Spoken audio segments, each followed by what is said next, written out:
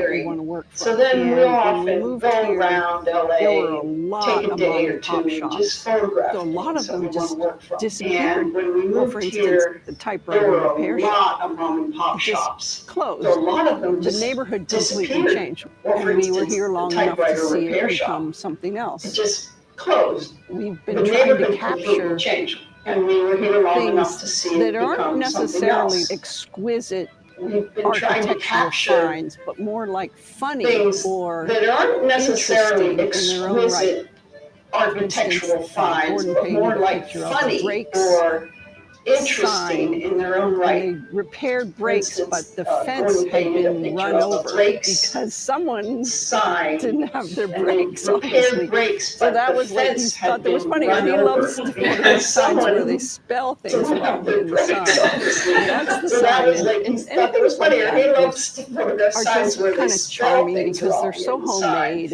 and that's so the small, sign, and rinky-dink, and but things people like that, which are scraping are by, just and kind of charming not because they're everything so is homemade corporate. and so small, rinky-dink, but people we are do drive scraping around by, and and look at things, and not I have to everything say, a is, lot of it is based corporate. on just thinking that it's kind we of do funny. drive around and look at Sometimes things, and it's I just have to say, a extremely lot of it is beautiful, based just on the way that it sits in the just hill. thinking that Sometimes it's it's kind the of funny. sign, sometimes it's the name Sometimes of it's the just extremely business, beautiful, sometimes it's just just a the way that classic it sits space in the like hill. the Sometimes Wilton. it's the sign, sometimes it's the There's name of things the that you see business, sometimes it's just a that are classic so space special, like the Wilton. and you've never seen them, and we've lived here, There's things that you see 25 years. that they're so special and you've never seen I was them, and very you've lucky lived here, actually with my 25 professional years. career, which is as an announcer.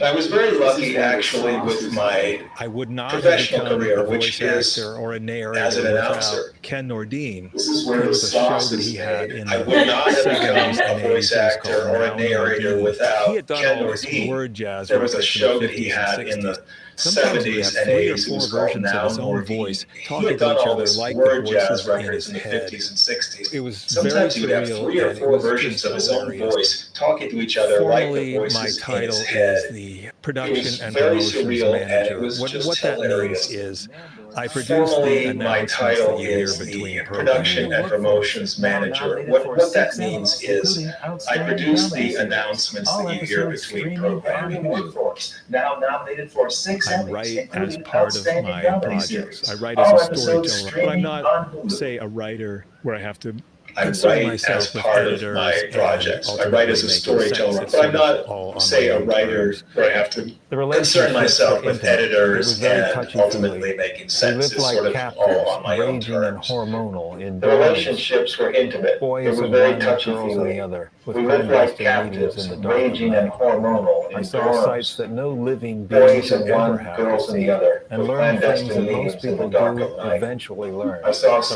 that wasn't no ready living for. being For should instance, ever I have learned to that there see. is no And learn limit the to things the that most people degradation do teenagers are eventually capable learn of that I when wasn't far ready from for. home and For just instance, I learned outside the that there is bounds no of depth to adult the supervision. degradation teenagers are capable Those things of led to when me far from home and just developing a outside the stage bounds persona of adult as a supervision. storyteller.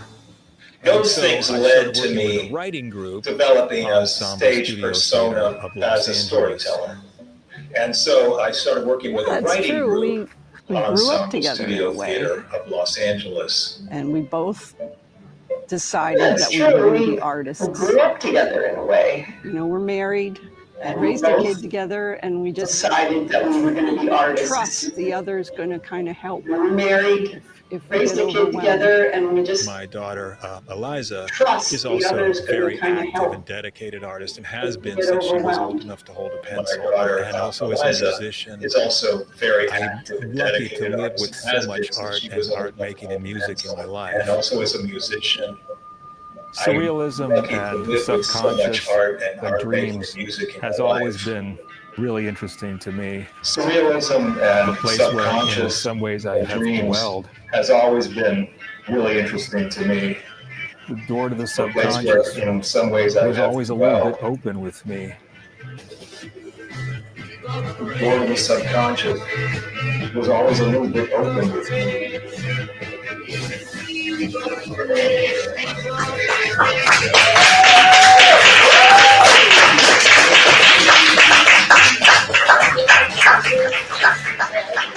And got into all kinds of episodes because of it. And I never did any homework either. I didn't ever do a class assignment. Episodes. So I didn't want to. And I never did any homework either. I didn't ever do a class assignment. Said he wants to.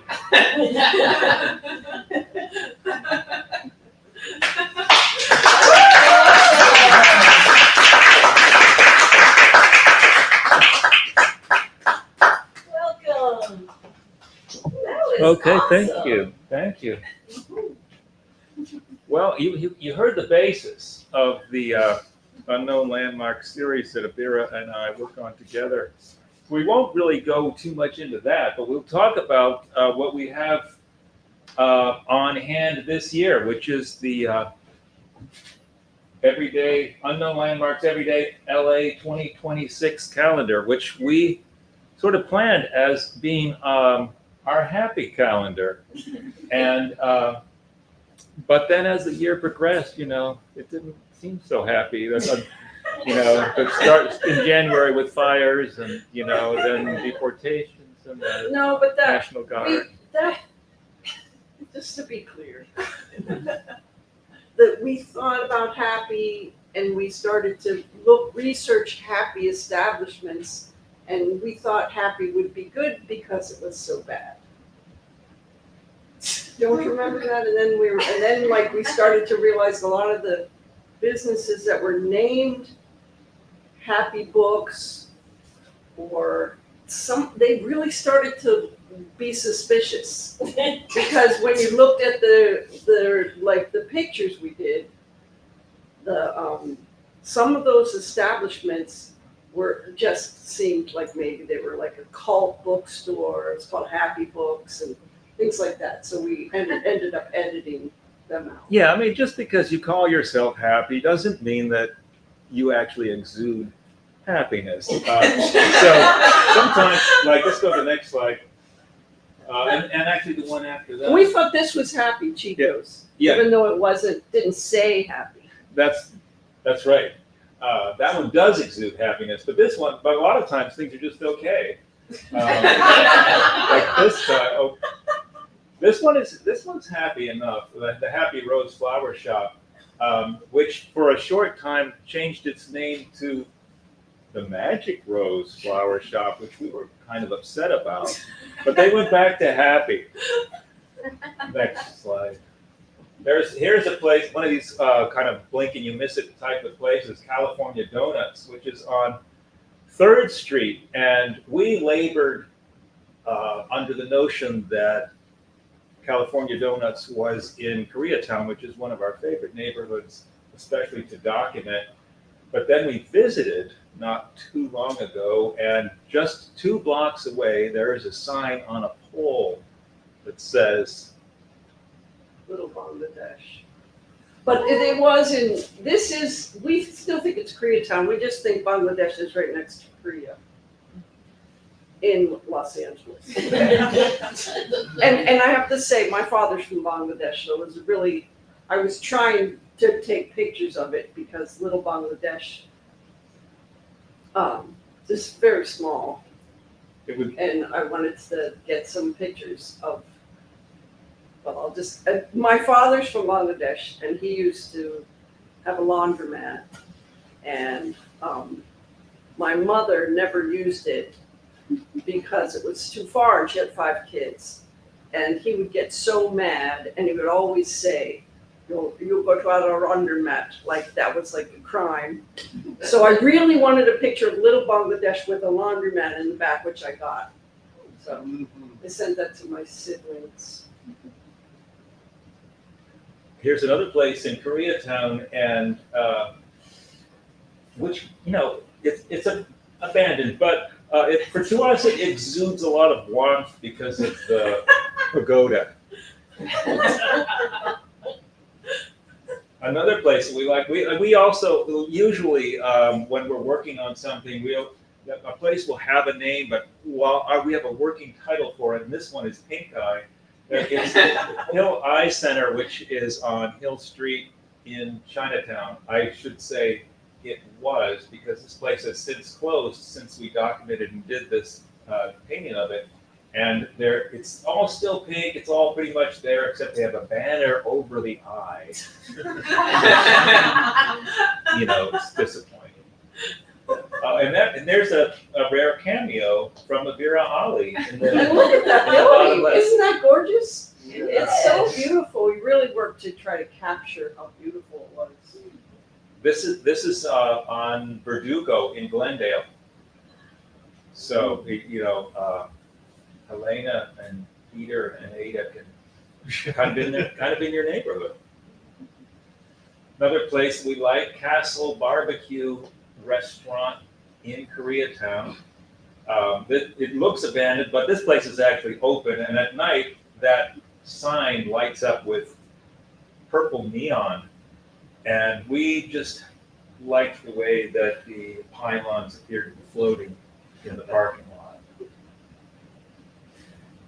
This is down in Chinatown, Happy Lion Arts and Gifts, which is actually closed. There's a tattoo parlor there now, but they left the building really looks exactly like it does here, except over here there's a tattoo parlor and it's just got a tattoo. So this is a place that we like. It's on Eagle Rock in Glassell Park, and it used to be one of those milk drive-in places. There's a few of those still around, but this one just has the sign, and it's a floss dental place, and then it's like, the neighborhood's changed completely. People don't care about milk so much, but there's the sign saying no, and the other business there is Manila Forwarder, which is a shipping company that sends packages directly between here and the Philippines, and Floss Dental. Here's another place in Lincoln Heights, which we frequent. Lincoln Heights is a beautiful neighborhood, and we went there one time after not being there for a while, and the whole block of places that we went to, everything was closed, including this place, which had been a bar. And the only thing that indicates any words on it at all are a billboard on the side that says skullshaver.com. Here's a place in Koreatown on Western, which this is called Snake Eye because of the graffiti and that eye that sticks up above it. And as one does, I hired an investigative reporter to figure out what about that eye? What is that physical graffiti up there, or was it a sign to do with the business there? And the interesting thing about it was she could not find any information. What she did find was that the business that had been there had been fined by the city of Los Angeles for not painting over the graffiti fast enough. Next slide. And this is sort of the slide that started the whole happy thing. This came from Gary Leonard, who's a photographer who has documented the city of Los Angeles for over 60 years. And this is in Van Nuys. This is the Happy Feet and Body Massage. This is in Koreatown. Happy place, which one thing about that is that the tree, we love the ficus tree because it's been topped and just grown out as a bush. So it's got a really thick trunk and not much upstairs. Okay.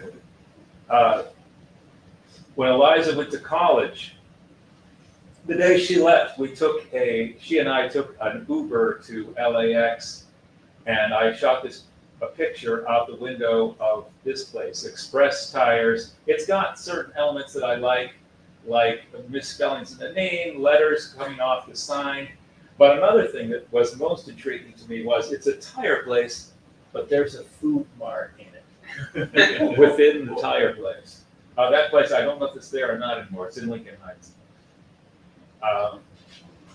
This is sort of one of the sort of dicier happy places, which is Happy's Liquor. I mean, I'm sure it's happy enough, but our depiction of it, it didn't exude happiness quite to our satisfaction. So we didn't use this in the calendar. It's Happy's Liquor on Avenue 50 in Highland Park. We'd overdone it with the happy feet massage. Relax. Yeah, happy relaxed foot massage. This is in West Los Angeles. And we really wrestled those cars, and that's part of this series. We're always, having to paint the cars, and sometimes the cars aren't feeling right. for us, and that was the case with this one. And this is where it really got culty. The Happy Bookstore, which doesn't feel happy at all. And we felt pretty uncomfortable with it, actually. And we didn't even finish the painting. But, you know, there you go. Another happy place, Happy Tire Shop. I actually fought for this one to be in the calendar, but we do this by committee. Abira and I, Eliza takes a look at a friend of ours, Molly Peterson, another guy, Stephen Lindsley, who does the graphic design, graphic elements for us, and everybody picks their favorite. And this was nobody's favorite but mine. It's in South Los Angeles. And this place, this is as low as we have ever gotten.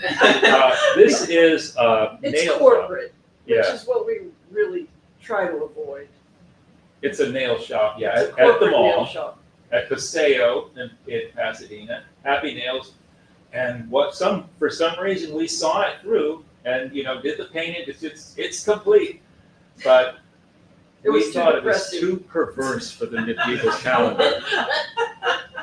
So we went back to Happy, and there we are with this happy place, Chico's Restaurant on Avenue 50. Awesome.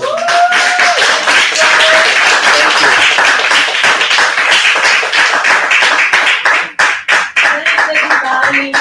Thanks, all my writers, Kevin, Helena, Gordon, Abira, where's Eve? Is Eve? Oh, there's Eve. Did I get everybody? Thanks, everybody who came. I apologize that the herky jerky film was going there, but What was? I don't know. It was fine before. Things I have happen, absolutely no idea. things happen.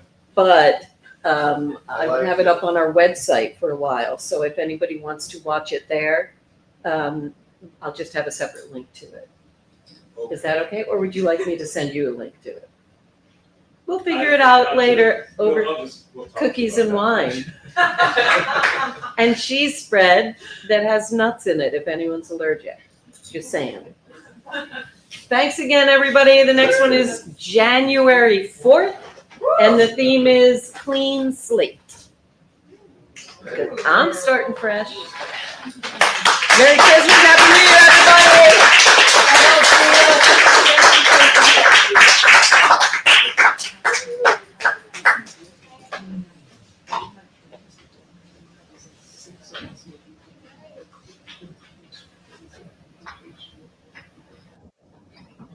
Christopher, we have any music?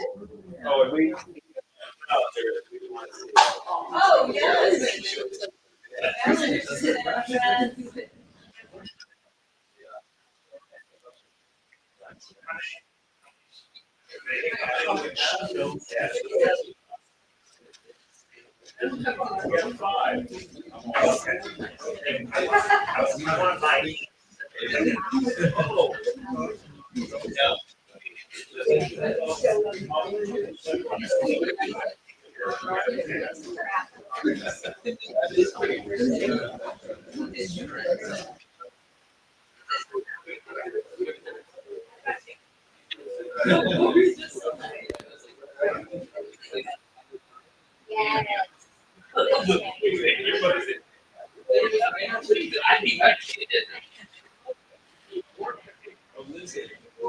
Yeah.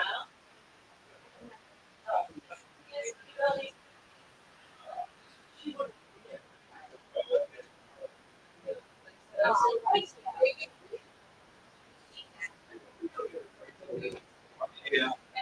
Well, a lot of the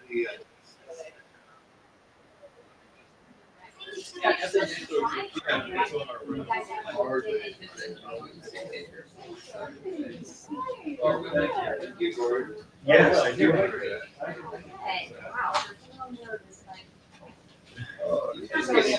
You should feel